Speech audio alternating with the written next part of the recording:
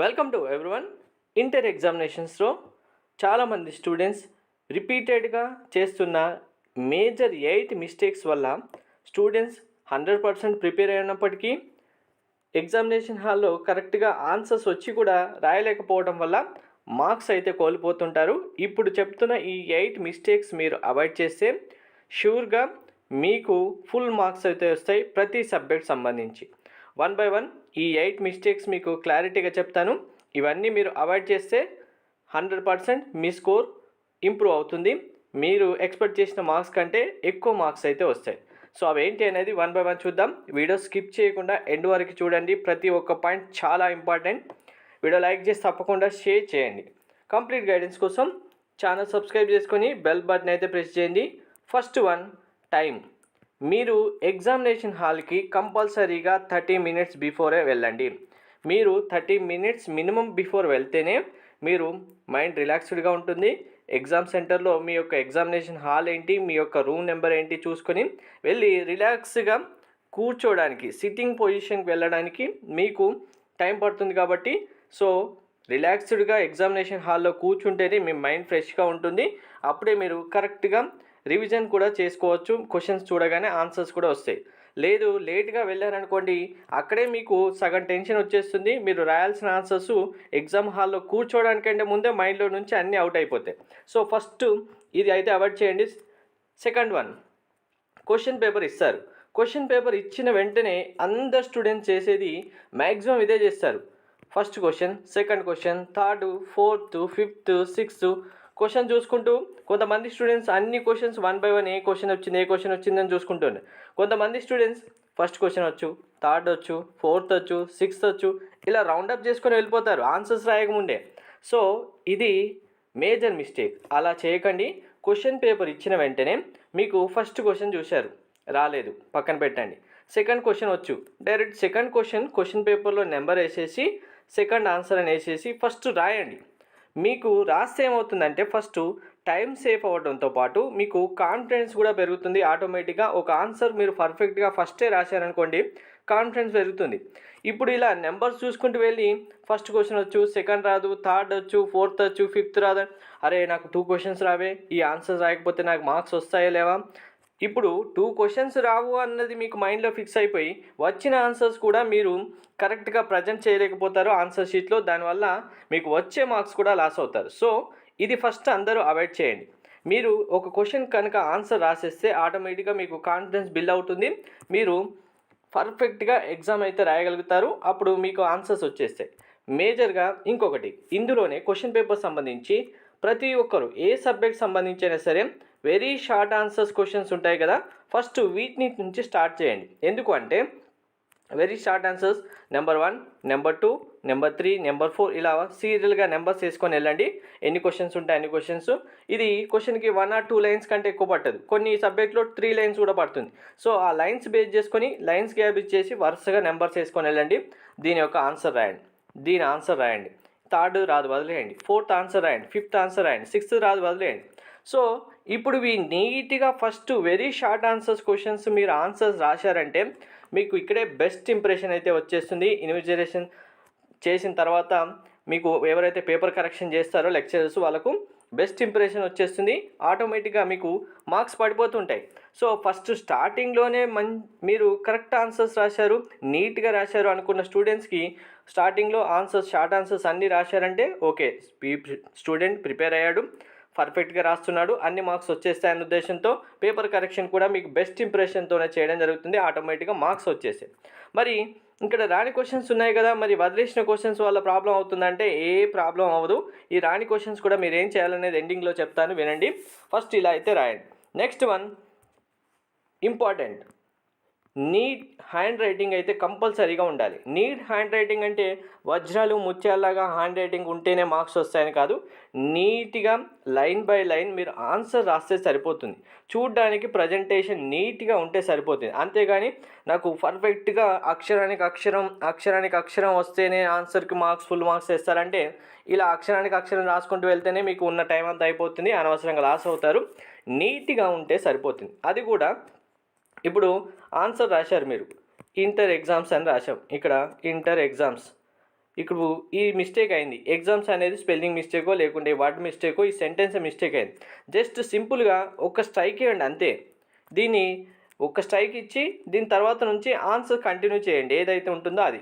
అంతేకాని దీన్ని ఇలా క్లమ్జీగా చేసేసి, లేదంటే కొందరు ఇలా ఇంటూ మార్క్స్ ఇచ్చేస్తారు, లేదంటే కొందరు ఇంకా దీనికి బాక్సెస్ పెట్టేసి ఇది రాంగ్ అని రాస్తుంటారు. ఇలా ఏమి చేయకండి.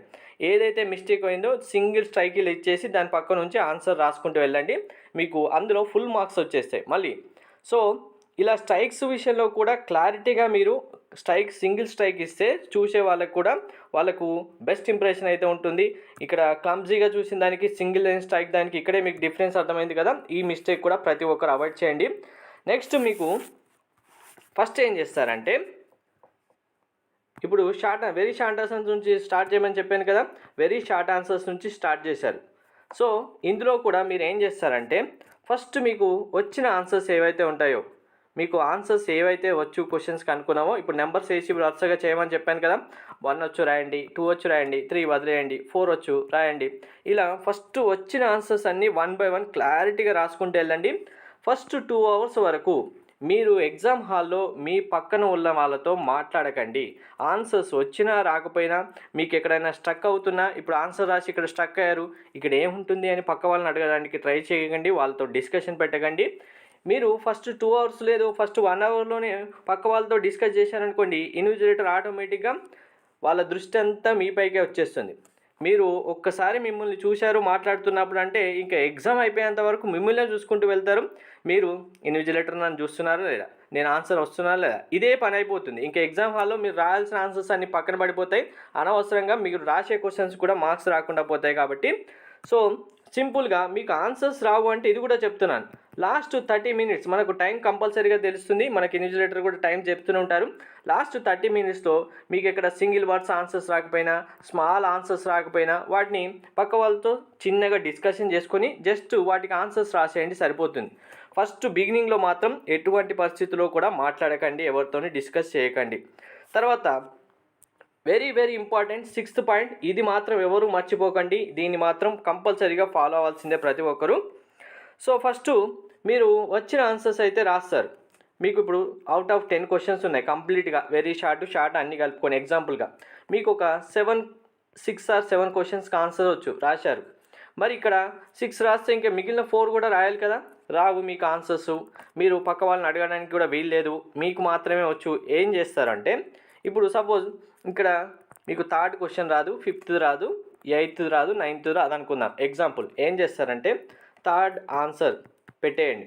మీకు ఆ క్వశ్చన్కి సంబంధించి రిలవెంట్గా ఆ క్వశ్చన్లో సంబంధించి ఫార్ములా ఉంటే ఫార్ములా, డెఫినేషన్ ఉంటే డెఫినేషన్, టేబుల్ ఫామ్ ఉంటే టేబుల్ ఫామ్, డయాగ్రామ్ అయితే డయాగ్రామ్, లేదు దానికి సంబంధించి కాన్సెప్ట్ ఉంటే, హెడ్డింగ్స్ ఉంటే, ఏవైనా ఒకటి పర్ఫెక్ట్గా ఆ క్వశ్చన్కి సంబంధించిన ఏమైనా ఉంటే వాటిని ఫస్ట్ రాయండి. సో నెక్స్ట్ 5th question చూశారు. 5th questionలో కూడా మీకు రిలవెంట్ ఆ క్వశ్చన్కి సంబంధించిన ఆన్సర్ కూడా రావట్లేదు, పక్కన పెట్టండి. 8th questionలో వస్తున్నాయి ఇలానే, డయాగ్రామ్ కానీ, టేబుల్ కానీ, డెఫినేషన్, ఫార్ములా ఏదో ఒకటి వచ్చింది రాసేయండి. 9thలో కూడా వచ్చింది రాసేయండి. లాస్ట్లో ఏం చేస్తారంటే, ఇలా క్వశ్చన్కి సంబంధించిన ఆన్సర్ రాని క్వశ్చన్స్ ఏవైతే ఉంటాయో దాన్ని క్వశ్చన్ నెంబర్ వేసేసి దీనికి ఆ చాప్టర్లో రిలవెంట్గా ఉన్న ఆన్సర్స్ ఏవైతే ఉంటాయో దాన్ని రాయండి. రాయడం ద్వారా ఏమవుతుందంటే, మీరు ఫస్ట్ బిగినింగ్లో నీట్గా ప్రజెంటేషన్ చేశారు, స్ట్రైక్స్ ఇవ్వలేదు, నీట్ హ్యాండ్ రైటింగ్ ఉంది, వచ్చిన ఆన్సర్స్ పర్ఫెక్ట్గా రాశారు. అప్పుడు ఏమవుతుందంటే ఆటోమేటిక్గా ఇవి షార్ట్ ఆన్సర్స్ కాకుండా మిగిలిన ఆన్సర్స్ సంబంధించి షార్ట్ ఆన్సర్స్తో గ్యాప్ ఇచ్చేసి ఫిల్ చేసేయండి అక్కడే, మిగిలిన వాటికి సంబంధించి ఇలా చేయకండి. మీకు తర్వాత వెరీ షార్ట్ ఆన్సర్స్ మాత్రం బిగినింగ్లో రాసి, షార్ట్ ఆన్సర్స్, లాంగ్ ఆన్సర్స్ మాత్రం ఇలా మీకు రానివి ఏవైతే ఉంటాయో వాటిని ఎండింగ్లో ఇలా కనుక మీరు రాస్తే ఆటోమేటిక్గా మీకు మార్క్స్ పడిపోతాయి. ఎందుకంటే స్టార్టింగ్ నుంచి very short answers full marks వచ్చాయి మీరు రాసిన కాటికి, తర్వాత షార్ట్ ఆన్సర్స్ మార్క్స్ వచ్చాయి, లాంగ్ ఆన్సర్స్ మార్క్స్ వచ్చాయి. ఆటోమేటిక్గా ఇక్కడ ఏమవుతుంది, ఓకే స్టూడెంట్స్ చదివారు, పర్ఫెక్ట్గానే చేస్తున్నారు, అన్ని ఆన్సర్స్ కరెక్ట్గా ఉన్నాయన్నప్పుడు ఇవి మీకు కొంచెం అటు ఇటుగా అయినప్పటికీ, లేదు వీటికి మార్క్స్ ఇంకా పడవు అన్న వాటికి కూడా 1 or 2 మార్క్స్ వేసుకుంటూ వెళ్తారు, ఆటోమేటిక్గా మీకు మార్క్స్ ఇంప్రూవ్ అవుతాయి. ఇది మాత్రం ఎవరు మిస్ చేయకండి. ఎగ్జామినేషన్ హాల్లో ప్రతి ఒక్క స్టూడెంట్ ఇదే చేస్తున్నారు, ప్రతి ఇయర్ కూడా వచ్చిన ఆన్సర్స్ రాసేసి మళ్ళీ మిగిలిన ఆన్సర్స్ అసలు నాకు సంబంధం లేదు, ఈ క్వశ్చన్ పేపర్ నాదే కాదు అన్నట్టు వదిలేసి వస్తారు. అలా చేయకండి. తర్వాత ఇంకా మీరు క్వశ్చన్ పేపర్లో ఆన్సర్ షీట్ సంబంధించిన డీటెయిల్స్ ఏవైతే ఉంటాయో అవి పర్ఫెక్ట్గా రాయండి. క్వశ్చన్ నెంబర్స్ కన్ఫర్మ్ అయ్యండి. క్వశ్చన్ నెంబర్ 1 ఆన్సర్ రాయండి. క్వశ్చన్ నెంబర్ 2 ఆన్సర్ పర్ఫెక్ట్గా ఇక్కడ మీరు ఏ క్వశ్చన్ అయితే రాస్తున్నారో దానికి మెన్షన్ చేయండి. కొందరు నెంబర్సింగ్ ఇవ్వడం మర్చిపోయి డైరెక్ట్గా ఆన్సర్స్ 1 by 1 రాసుకుంటూ వెళ్తారు. అప్పుడు ఏ క్వశ్చన్కి ఏ ఆన్సర్ అని వాళ్ళు అనుకుంటారు. కాబట్టి ఇది మాత్రం మిస్ చేయకండి. సో లాస్ట్ పాయింట్, ఇంకా మీరు స్టూడెంట్స్ ఎవరైనా సరే కన్ఫామ్గా మీరు పెన్స్ అయితే మీ పెన్స్ 2 పెన్స్ కావాలంటే ఎక్స్ట్రా పెన్ క్యారీ చేసుకోండి కంపల్సరీగా. హ్యాండ్ రైటింగ్ విషయంలో మీకు నీట్ హ్యాండ్ రైటింగ్కి మనకు ఆల్రెడీ ప్రీవియస్గా మీరు యూజ్ చేస్తున్న పెన్స్కి ఆల్రెడీ మనకి ఎగ్జామినేషన్ ఒకవేళ పెన్ స్ట్రక్ అయిపోతే మీరు పక్క వాళ్ళని అడిగిన పెన్కి అక్కడే డిఫరెన్స్ వచ్చింది. దాని మేజర్ రోల్ పెన్ కూడా పే చేస్తుంది ఇక్కడ. కాబట్టి పెన్స్ కంపల్సరీగా ఎక్స్ట్రా పెన్ తీసుకెళ్ళండి. ఒక వాటర్ బాటిల్ తీసుకెళ్ళండి. మీ బాటిల్ మీ దగ్గర పెట్టుకోండి. అండ్ ప్రతి సబ్జెక్ట్ సంబంధించిన ఎగ్జామినేషన్కి ఆ సబ్జెక్ట్కి అవసరమైన థింగ్స్ ఏవైతే ఉంటాయో స్కేల్ కానీ ఎరేజర్ కానీ షార్ప్నర్ కానీ ఇలా ఏవి అవసరం ఉంటాయో అవి కంపల్సరీగా క్యారీ చేయండి. ఎగ్జామినేషన్కి వెళ్ళిన తర్వాత పక్క వాళ్ళని అడుగుతాను వాళ్ళ దగ్గర తీసుకున్నంటే అక్కడ మీకు టైం వేస్ట్ అవుతుంది. అనవసరంగా ఇన్విజిలేటర్ మిమ్మల్ని చూసుకుంటుంటారు, మీరు అక్కడే స్టక్ అయిపోతారు. సో ఈ మిస్టేక్స్ అన్నీ అవాయిడ్ చేస్తే ఇంటర్ ఎగ్జామ్స్లో మిమ్మల్ని మించిన వారు ఎవరు ఉండరు. పర్ఫెక్ట్గా ఇలా అటెంప్ట్ చేయండి అందరూ. Thank you.